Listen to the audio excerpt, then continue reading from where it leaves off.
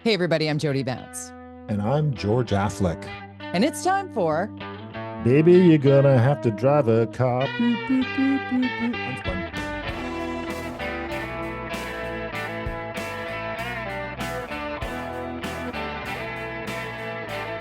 Wow. What do you think? Do you have a prediction on this one? This is a transit Transit? strike. Yeah. I just know my prediction is I'm going to be driving my car more to get my kid to school, who takes the transit every day to school. And that's going to be a real hassle for me and him. Not that I don't love, hanging with my youngest in the car. It's always a pleasure, Right. but it does add an hour to my commute back and forth because the school is on the east side, so Vancouver. So yeah, it's not looking good. Not looking good for a transit strike in this region. I'm a little bit, well, I'm not a little bit, I'm a lot concerned with an already stressed workforce, with like a lot of people who work in hospitals, a lot of people who Hmm. work in restaurants, a lot of Yeah. people cannot afford vehicles. They do Hmm. not own cars. They not do not have ridiculously expensive insurance on those cars to pay Yeah. really, really high gas prices and then ridiculous parking fees. If This they can find is a place to park. right. So Yeah. while I understand the 180 uh, administrators who are looking for somewhere between a 15 and 25% pay increase over the next 3 to 5 years. Is it 3 years or 5 years? Like Hmm. I'm following the bouncing It's ball rate on of that. And I'm inflation, I like, suppose.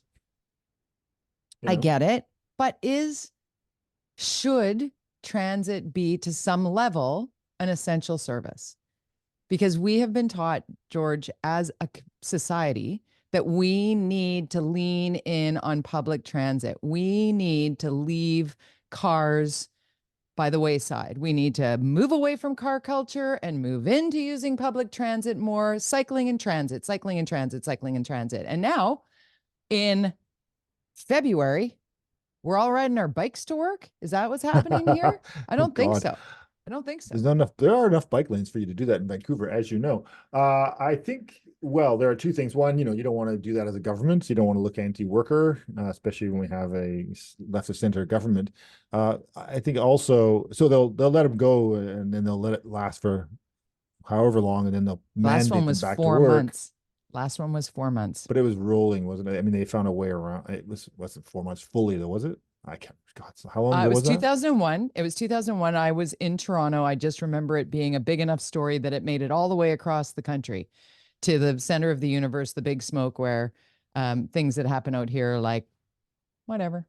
Well, Um, and you think about 2001, we didn't have Canada Line. We didn't right. have a lot of the buses that we have. We didn't have all the extensions on the SkyTrain. We didn't have certainly the use of this. I mean, I think what's, if any, as you know, people talk about if we didn't have the trains, we'd have 12-lane highways in order to get into the city. So from a perspective as far as how important public transit is, it's going to tell you the story pretty quickly about how much we rely on it and how people perhaps underestimate its impact on how we get around this region more than perhaps they would. So that's a Which good takes us thing. right, which takes us back to the people who run it, the people who staff it, the people that are the administrative arm of it. Like, should those people be paid more in order to have this important, I'm trying to find the balance between the two sides that are clearly needing Vince Reddy to be in the middle. Right now, there are going to be recommendations that aren't going to be binding.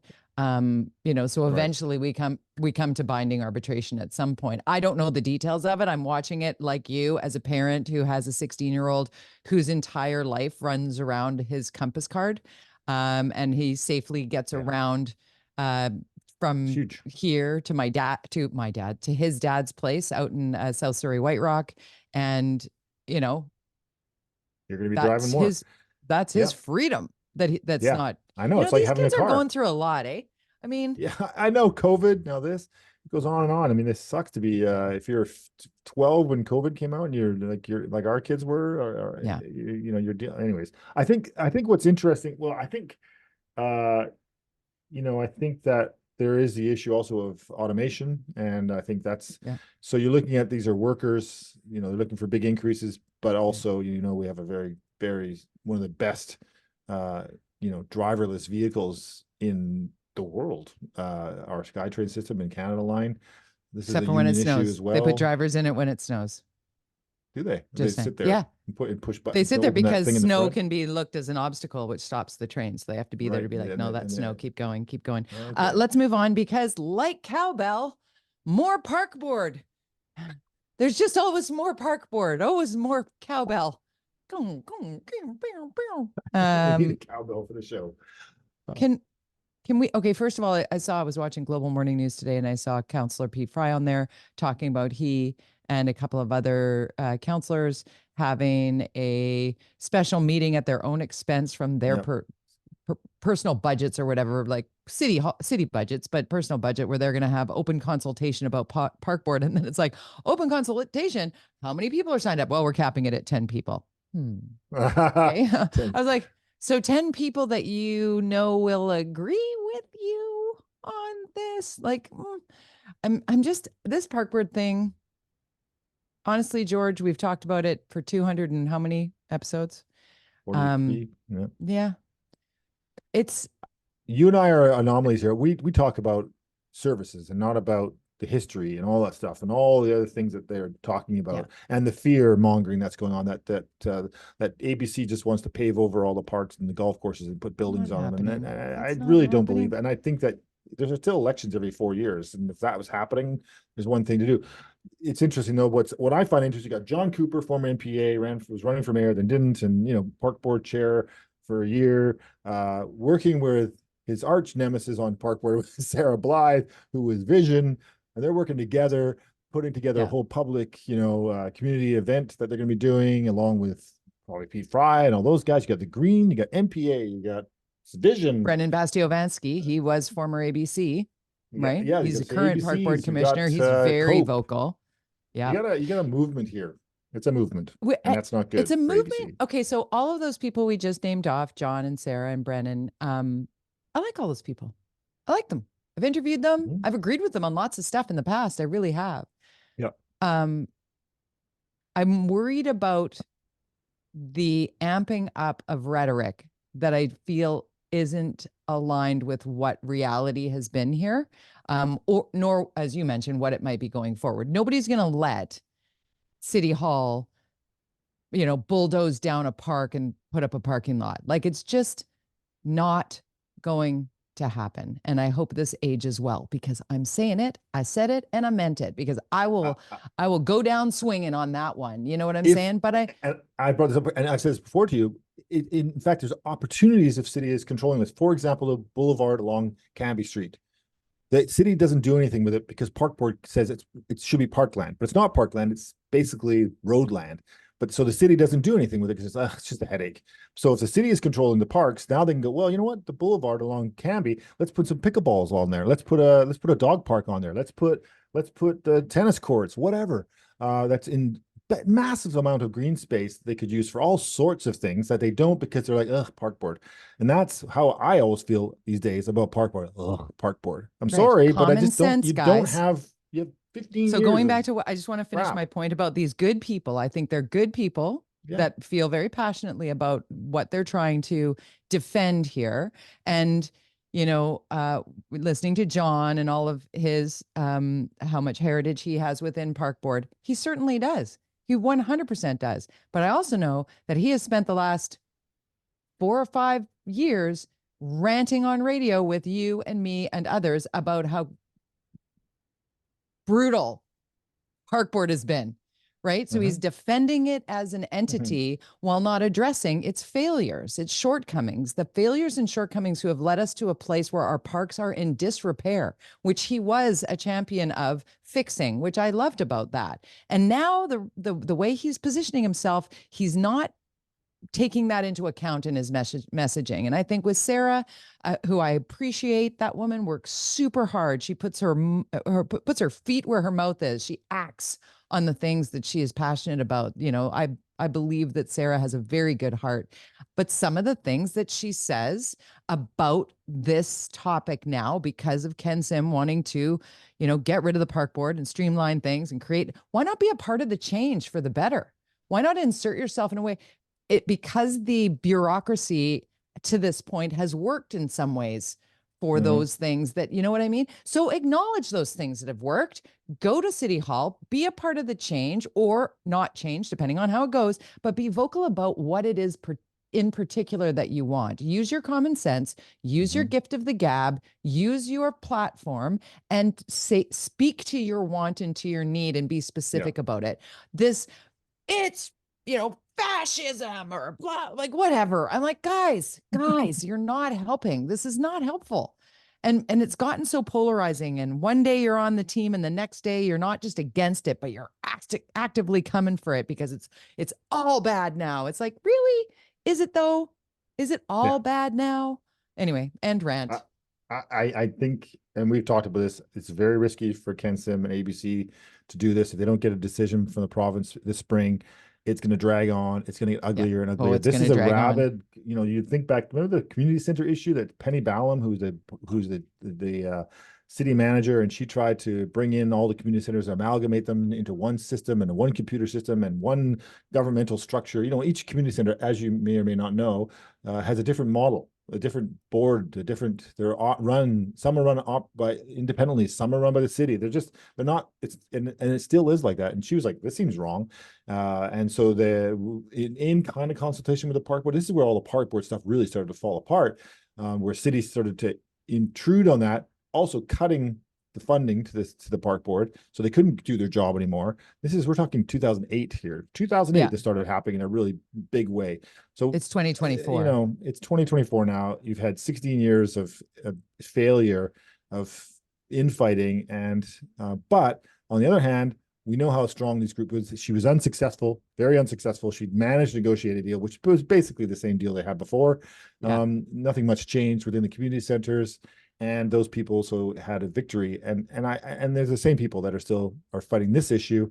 And so for Ken, who couldn't even get his own team in line on this, it's very, very risky. And I would have suggested to him, if I was his consultant and I was involved in there, don't do it. It's not worth it. It's not worth the Right. battle. Instead, kill him with kindness, or build it with kindness. Even better, you just Right. fix it, or find a better way to do it. But don't go this route, because it may not be successful, and it could be the end of his leadership, because he's already lost several people within the park board who left him and weren't aligned, which was surprising. And I don't know why this was a surprise to any of them. To me, I saw this coming. It seems obvious that he was going to do this. I don't know why. We've talked about this. I just think, of course, he was going to do something about the park board. Of course He he had a was. super majority. I just assumed he had his team on board. That's the thing, right? Because Yeah. that's what you talked about as he was getting his supermajority. Well, when it looked like in polling that he would, and then he Hmm. did. And you said, well, here it is. Because Yeah. the way to get rid of the park board is to have the majority on the park board, and then everybody votes to dissolve it. And Yep. then clean, done. Yep. But after speaking with people like Brennan, um, he was blindsided by it. He was Yeah. promised, in fact, by this mayor that that wouldn't be happening. And nobody knows that what those conversations look like, where there was a misunderstanding, or if it was clear, or if Mayor Sim just flip-flopped on it or read the room, because, there's a lot of Twitter thing. There's a lot of noisy headline, and then there's actually people, right? How many people are as nerdy about this stuff as we are? Yeah. Not a lot. Which They takes see a headline. you. I'll tell you Yeah. one thing that they're really on right now about the Stanley Park, um, the plan to trap and tag the coyotes in Stanley Park with leg hold traps, to then Oh, tag them so you can find their dens, so that they can then control the population of coyotes in no. Stanley Park. That has now come to light that it is also in Pacific Spirit Park. I'm walking through Pacific Spirit Park and I have people stopping me. It's funny. I think I'm incognito when I'm walking through there with no makeup, my hair in a ponytail and a toque on with my dogs. And people are stopping me going, are you going to be talking about this with the coyotes and the leg traps? And I'm like, oh my gosh, people do care about some things, but they don't care about all the They things. don't look at the government structure. They just go government. And I think and at the end of the day, this is going to be a decision by the provincial government. And Eby Provincial, has yeah. already alluded to the fact not a priority. And the more noisy the opposition gets, the less likely he's going to be wanting to make a decision before quicker. an You know, election. when he's got an election in October, he's going to be going, how sticky is this? Is it going to be a good thing for me, especially in his riding specifically, which he Yeah. is at risk of losing? Um, you know, as Christy Clark did when she ran, there is a risk that he could lose his own seat and Even still though be the premier. polling, what do we believe in polling now, right? Because it's like there was this morning the stat that like 46% of British Columbians would vote for an EB government if the election were called today. And then the number of people who would vote for the Conservatives, I believe it was 24%. And like BC United is like over here up on a hill in the distance.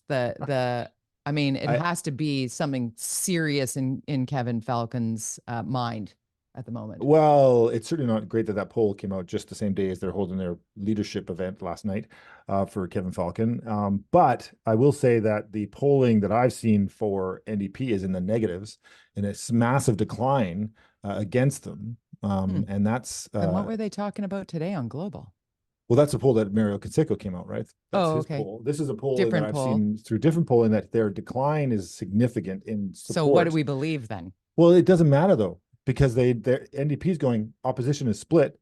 Right. They don't have to I worry. It win. doesn't matter if they're Right. in the negatives, at negative Right. 60 or whatever. It doesn't matter because they don't have an opposition.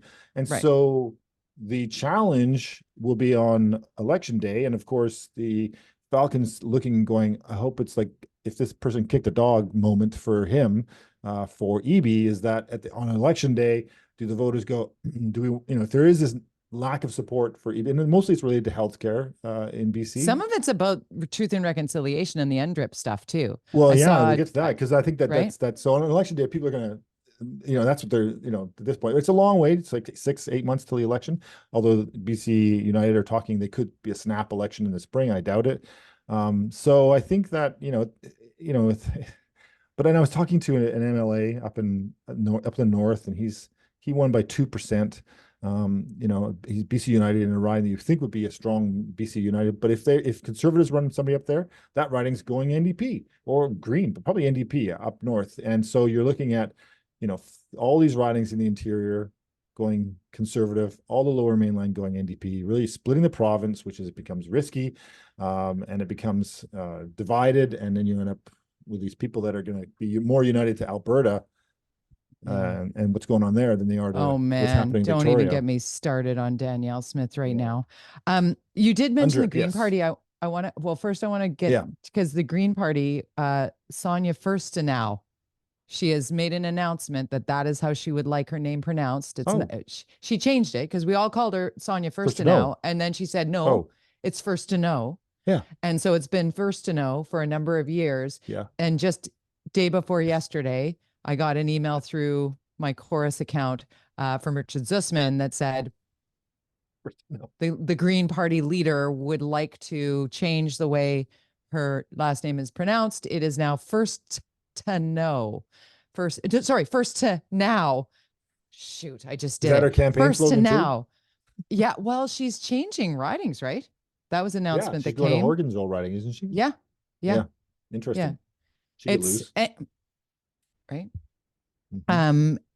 But I want to talk about the UNDRIP thing because I really don't know a lot about this. I was speaking with a friend of mine who Nobody will does. remain unnamed, who has a place up in on the Sunshine Coast, and sort of this one little enclave is dealing with a back and forth about Department of Fisheries and Oceans, you know, and docks that have been in place for decades that now must be removed because of the First Nations sacred grounds and wanting to give back. There's a whole dynamic there that like a number of years ago when the transition started, it was very of course, and of course, Mhm. and now it's become a little more. Well, it's all about one thing, and then it's not necessarily about that, and it's getting acrimonious. It's not healthy. It's not helpful, Mhm. and there's more and more conversation. And I'm getting this intel from somebody who is sort of a spectator to it, but he's watching it get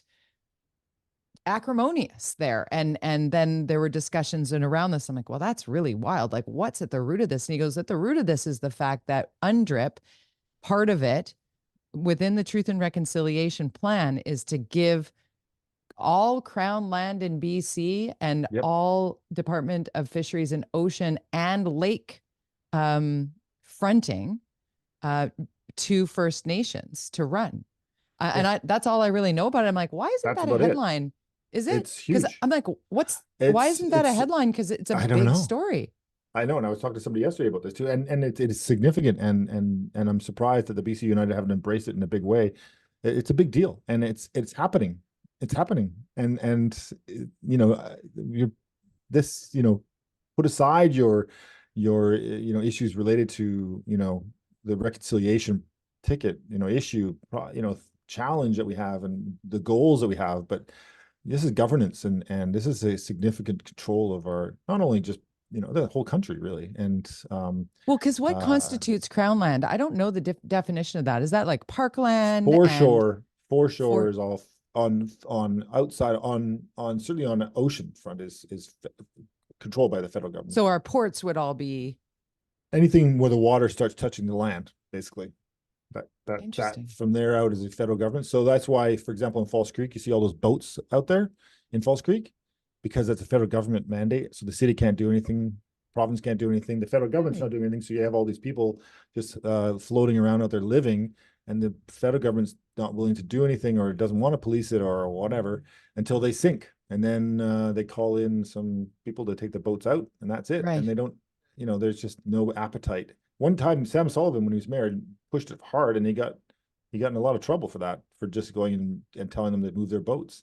So, you know, the federal government controls anything on the water and outside, you know, I don't know the lakes, but certainly on the coastal line. Because I absolutely am a middle-aged white settler.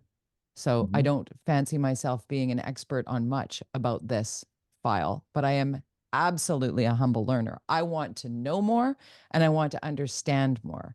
And I think the worst thing that could happen right now is for it to just become a bee in a bonnet in a corner of a province, and then it becomes a huge issue that divides further people doing the opposite to what it's supposed to do. Yes. That's my concern. That's why I worry that this isn't a bigger story, because the conversation needs to happen around what's happening, why it's happening, how it's happening, and all of the details, so it doesn't become a bunch of clickbait. And I don't know all of it. I'm coming to you saying, did you hear this? Because I literally had this conversation yesterday, and I'm like, I live my life in British Columbia news, and this is the first I've heard of it. And he's like, no, it's been going on for years. And it's coming to a head. It's part of and it's starting here, and then it's going the whole province. BC is the first province, and then it's going to go the entire country. And it's like, wow. I mean, we have the biggest ports in Canada here. I mean, it's a kind of a significant issue. That's all of Canada. If BC is the first, it's everyone. We should all brush up on this, and I think that they'll probably hear more about it, certainly from the BC United here in BC. And I would imagine Pierre Poilievre should be. I'm surprised. I haven't heard much from him on this. But, you know, when's the election? It would feed into his narrative on Trudeau, you know, and so be very effective. But also, as you say, it's very divisive, and we don't want. That's the concern, man. We do not. And we've got these nations that are successfully negotiating their land treaties and here in BC, and like the Nishka, and having great success. And then this comes into play, and you're like, okay, well, the Squamish, the Musqueam, the Tsleil-Waututh, like we are seeing some grown-up business acumen going on here, and in a really great way. I believe.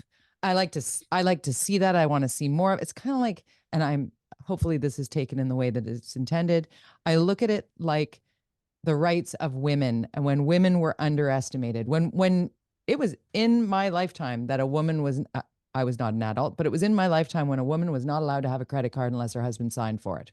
Like, it was like that for the generation before me. 2 generations before me, no voting. Like, not that long. Right? Not that long. So there was a time where people where intolerant people perhaps would want to keep First Nations and Indigenous, Métis and Inuit people in their spot that they felt most comfortable with them, and saying, you know, pointing at things. Well, look, they can't do that. Look at the emotional woman. She can't do that. She can't be a leader. Look at, right? Look at this. And now So you you're point worried things are going to to, reverse? This no, is what you're no, saying? I'm saying I would like to help be a part of what creates and fosters much more equity, right? Right. So that we're not looking at places like the downtown east side where generational trauma goes unchecked, where people can't get the work that they deserve, where people can't get nor think they could deserve to do the training that they should have on land that was once theirs. Like there's a lot to this that needs fixing, right? It took the war for women to step into the roles of men. Then men came back from war and said, wow, you did a really good job while I was gone, hun. Right? Like there's, I want my baseball team back. right? Yeah. Right. So I hope I'm not oversimplifying. I'm just trying to give it, No, but I'm trying to I give it think some you know, voice. you brought up the park board earlier and Yeah. about divisiveness, and this is of course divisive, and you're seeing it obviously in America more than any, but Yeah. also in the Netherlands. You're seeing these governments that are coming in Yeah. that are divide and conquer and taking us backwards on issues. And if you think that on any issue, whether it be First Nations, women's reproductive rate, all those things, like you don't think we can go backwards on these things? Of course we can. Right. Of course we can, with So very, I do very now worry about quick that. speed, Yes. like very bad decisions by policy, you know, that can make people angry, and that we're seeing it. And then you go backwards and you're like, oh my God, are you serious? And next thing you know, I'm having to sign my credit card application for Amanda. Can you I imagine? mean, yeah, she'd be like, yeah, I don't need a credit card. Yeah, that's right. Forget it. Forget it.